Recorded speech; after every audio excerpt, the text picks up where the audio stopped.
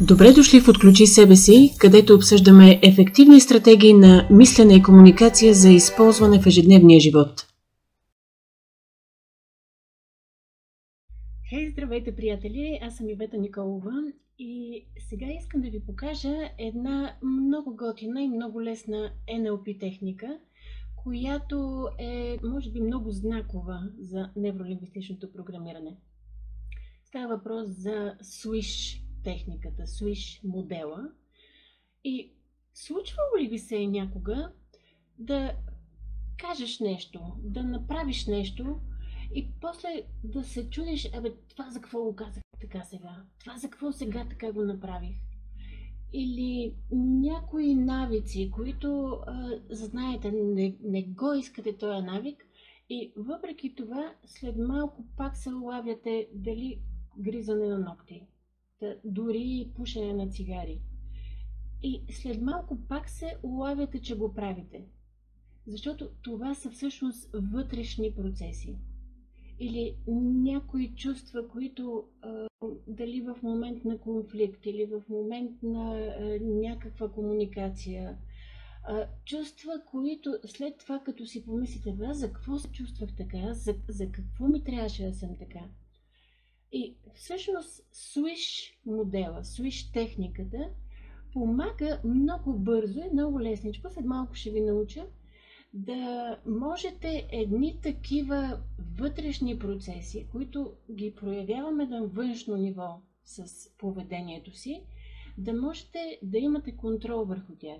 Да можем да сме тези хора, с които да им е приятно и на другите да са с нас в крайна сметка. И какво се мъчат и се опитват повечето хора да правят? Дали навик, дали нежелано поведение, усещания, това, което се мъчат повечето хора, не много успешно обикновено, е да направят промяната на поведенческо ниво. Да си помислят, следващия път, като тръгна да отварям хладилника, примерно, няма да взимам от пастите и от тортите. Въпросът е, че на ниво поведение това нещо не работи, когато се мъчим да го правим, защото ние сме движени от вътрешният си свят, от вътрешните картини, които си представяме и вътрешния диалог, който ни тече. Така наречените субмодалности и модалности в невролингвистичното програмиране. Оставям линк някъде, ще можете да го видите. Имам видео за субмодалностите. Като свърши това видео, можете да отидете да го видите за какво точно и какво могат да правят субмодалностите. И всъщност поведението, чувствата, нещата, които правим и не ни харесват, много често са продиктувани от вътрешните ни картини, вътрешните ни представи за себе си, за света, за другите, за поведението ни. И всъщност Swish техниката е страхотна техника, която много готино и много бързо и по лесен начин може да промени тези вътрешни представи, които всъщност ни подтикват и ни водят да ги правим тия неща. Може да става въпрос сега, даже си помислете, можем да го направим заедно. Мисля, ще ви свърши страхотна работа. Казвала съм ви, NLP не работи и не е умно. NLP е за правене и правейки нещата, може да добиете действително реална представа как се случва. Swish модела всъщност е една от най-ранните техники, които още Ричард Бандуър разработват. Много детайлно, много подробно описана в използва и мозъка си за промяна още 1985 година.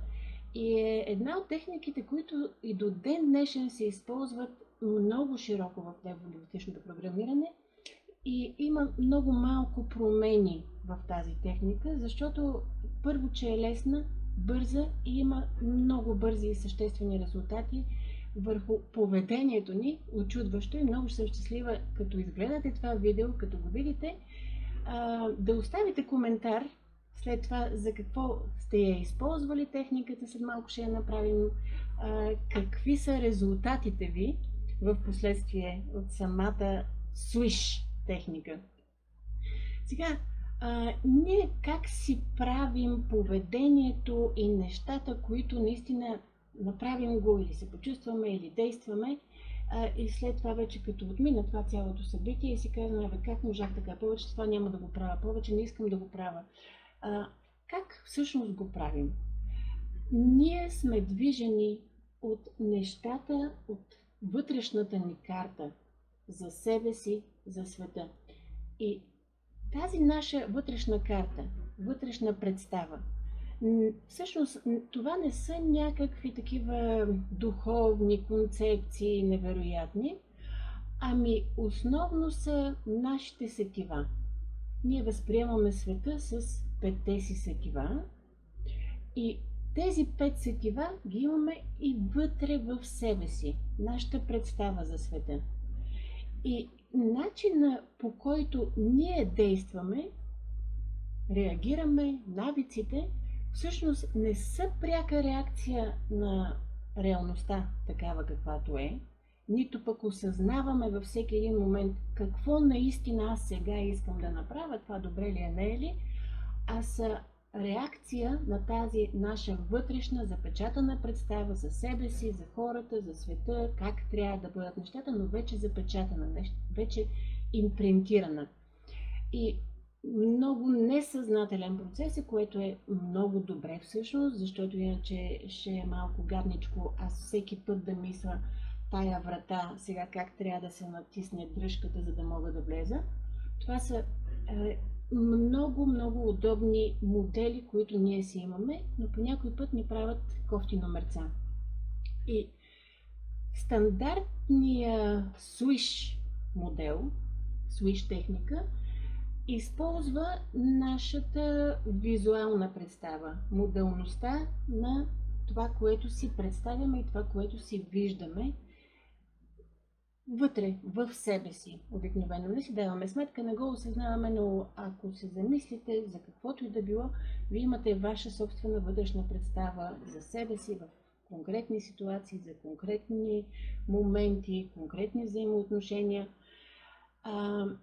Това, което ще направим след маничко, е стандартния Swish модел, който използва визуалната част от съзнанието ни, не съзнанието ни. В NLP така или иначе е доразвит, разработен е така наречения дизайнерски Swish модел, с който на мен лично ми се налагало да работя само един път, 2 пъти може би в практиката си, защото огромната част от нас, хората, в западния свят става въпрос, ние сме изключително визуални хора и в большинството си стандартния Swish модел върши чудесна работа. Ако имате някакви затруднения или нещо не ви свърши сега работа, така или иначе винаги може да ми звъннете и да видим за какво става въпрос, да можем да го направим във вашата репрезентационна система. Просто има хора, които са задвижвани и задействани от нещата, които си казват, не толкова нещата, които виждат и си представят. Има и хора, които са кинестетични и са задвижвани от усещанията, чувствата, които чувстват, и това е водещата им система, но ние ще го направим сега с визуалната ни система, репрезентационна система. Отново ви подсещам, пускам и линк към субмодалностите в невролингвистичното програмиране, защото много ще ви помогне да доразберете начина, по който работи Swish модела. И харесайте междувременно видеото, дайте по един палец нагоре, защото това ще помогне на канала ми и ще може да имам стимул да пускам повече такива видеа. И за да можем да направим Swish модела, първото нещо е, помислете си за ситуация или навик, които от отдавна се мъчите да промените, или, например, в някакви конфликтни ситуации с познати, близки, в които обикновенно се държите по начин, по който след това ви е малко яд. Сега пък за какво реагирах така? Аз не можех ли да реагирам по друг начин? Изобщо държание свое или поведение, което ви се ще занапред да бъде по по-оптимален начин. Или някой навик. Не ви препоръчвам сега с видеото да работите с някакви така по-сериозни зависимости. Можете да опитате, разбира се, за пушене, ако сега предварително първо се замислите дали нямате някакви вътрешни съпротиви това да бъде променено, защото това са едни от първите препъни камъни, когато искаме да направим някаква промяна в поведението си, в навиците, да променим нещо, да е по друг начин, несъзнателно ние да имаме така, едни ползи от такова нещо. Дали, специално при пушенето, дали този ми навик не ми помага да съм по-социален с другите пушачи, с които излизаме да пушим. Дали има нещо, ако има нещо, което действително така леко ви спира, усещате, че все още не ви е момента това нещо да го променяте, просто хванете, вземете нещо друго, което искате да промените. И помислете си за навик или поведение, конкретно нещо, което бихте искали да е по друг начин, да не го правите по този начин, както сте го правили до сега. Може дори и с отлагане, с нещо, което искате да промените поведенчески. Сетете се за него, обикновено така можете даже да си го помислите, да си представите, но нека да е конкретно. И обикновено имаме някаква вътрешна представа точно какво представлява. И първото нещо, което да направите, е тази ваша вътрешна представа, хубаво да си я видите, да видите себе си, какво точно правите в този кофти момент, това не окей поведение. Вижте си го много хубаво. И първото нещо, което да направите, е така наречената дисоциация. Тази ваша представа за това ваше поведение, например, гризане на ногти, изкарайте си я пред себе си на една картина. Голяма картина с това поведение, което на вас не ви харесва. Вижте го точно какво е. Вижте себе си там, пред себе си. Вижте как се държите, стойка, всичко. Изобщо знаете си вашата представа. Или ако е в някаква конфликтна ситуация, как се виждате точно по начина, по който не е окей и не го харесвате. Искате този начин да бъде променен. След малко ще го промениме, но вижте го пред себе си. Вие сте тук, на една картина пред вас. Вижте себе си как прави това, което не ви харесва. Вижте го много хубаво. Ако имате нужда от повече време, на записа ще може да се спрете, аз ще продължавам нататък. Когато го видите хубаво, там, в себе си, правейки това нежелано от вас поведение, изтрийте сега, махнете я цялата картина, огледайте се, така нареченото break state в NLP. Можете да си преброите кружките, но да влезете пак отново тук сега. Втората стъпка, или която и да е поредна, следващата стъпка е да си помислите за...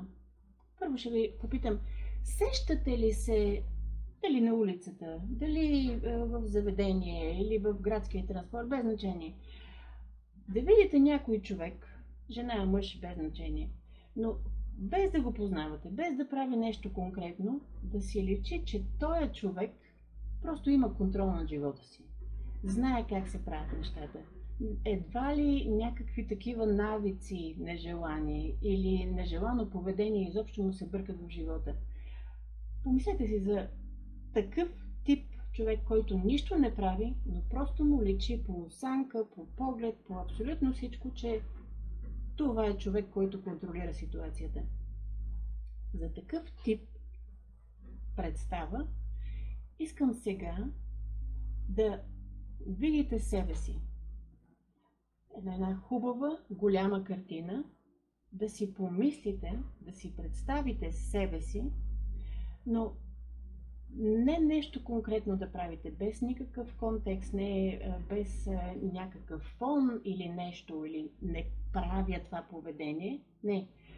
Изцяло себе си, неутрално, без никакви фонове, без някакво, просто цялостна ваша визия за вас като човек пред себе си, който нищо не прави, но е абсолютно ясно, че това е човек, който има контрол, пълен контрол над тези навици, които може би искате да промените, или над това поведение. Изобщо това е човек, който изобщо не го бърка. Вижте себе си, който като осанка, като дишане, като цялостно излъчване е човек, който просто го няма този проблем.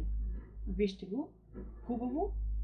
Ако има нужда отново, спрете видеото, за да можете много ясна и хубава представа на себе си, без този проблем.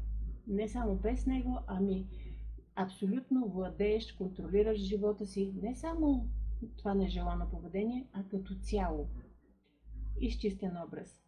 Когато сте готови, запомнете го просто, имайте го предвид. И сега можете да го изчистите и този образ, отново да е break state, отново тук, сега може да си огледате пръстите, какво е, що е. Тук сме сега. И сега това, което правим, е отново извадете си голямата картина на вас, правейки кофти поведението. Вижте я хубаво и на тази картина долу в лявото ъгълче, долу съвсем мъничко, в една мъничка черно-бяла, почти замъглена снимчица, сложете представата на себе си, този идеала за себе си. Почти не я виждате, тя не може да се разбере, но пред себе си имате картината на себе си с проблемното поведение или навик, това, което не харесвате, но го вижте хубаво. И долу, ниско, в левия ъгъл, много малко като точица, тъмна, черна, там е картината на идеала ви. Вижте го. И когато е пред вас, една скоба отварям. Акъла работи бързо. Не бавно. Бързо. От тук идва и свиш името на този модел. Затова сега това, което ще направим, трябва да го направите много бързо. Още не го правете. Вижте картината на себе си с проблемното поведение. Долу на мъничка точица идеала си. Даже не се виждате. И когато сте готови, малката картина много бързо, с бързината на свиш, излиза, застава на цялата картина и я закрива, тази, която е проблемната, а другата просто се разбива от нея. Когато сте готови, вижте картината цветна и ясна на проблемното поведение. Долу в ляво картинката почти примъглена, почти не я виждате, на идеала на себе си. И много бързо вадите малката картинка и тя разбива голямата. И застава пред вас. Вижте хубаво себе си. Там застанал идеала. Вижте и когато хубаво го видите, не правейки нищо, пак изчистете, огледайте се. Много често виждала съм даже страхотна грешка, която се прави от някои NLP специалисти при Switch модела, е малката картинка да излезе отгоре и след това пак да се върне надолу, нагоре, надолу. Не, когато малката картинка стане голяма с идеала, виждате я абсолютно пред себе си, хубава, ясна, човека, който е абсолютно окей, в пълен контрол на живота си, над навиците, поведението си, след това оглеждате се, изчиствате абсолютно целият екран, няма нищо. Следващото е отново вадите проблемната картина, там където имате това проблемно поведение, не е окей, виждате го пак по същия начин, малката картинка е долу, виждате картината и когато сте готови, малката разбива голямата и застава пред вас вашия идеал. Хубав, цял, в цял раз, виждате го, изчиствате отново, оглеждате се, break state, няма нищо, отново картината, проблемната картина, вижте проблема, вижте поведението си, ако все още можете, вижте долу от левия ъгъл мъничката, излиза, закрива, виждате себе си напълно и изцяло. Направете го още 2-3 пъти, айде заедно, за да може да ви е пълен и целият пакета. Отново изчистете, огледайте се, какво е, що е. Вижте отново, ако може да ви направи впечатление, че става все по-трудно, вижте отново картината на проблемното поведение. Долу малката черна картинка на идеала. И много бързо. Малката разбива, вижте себе си, в пълен контрол над живота си, вижте хубаво, изчистваш, оглеждаш насам, натам.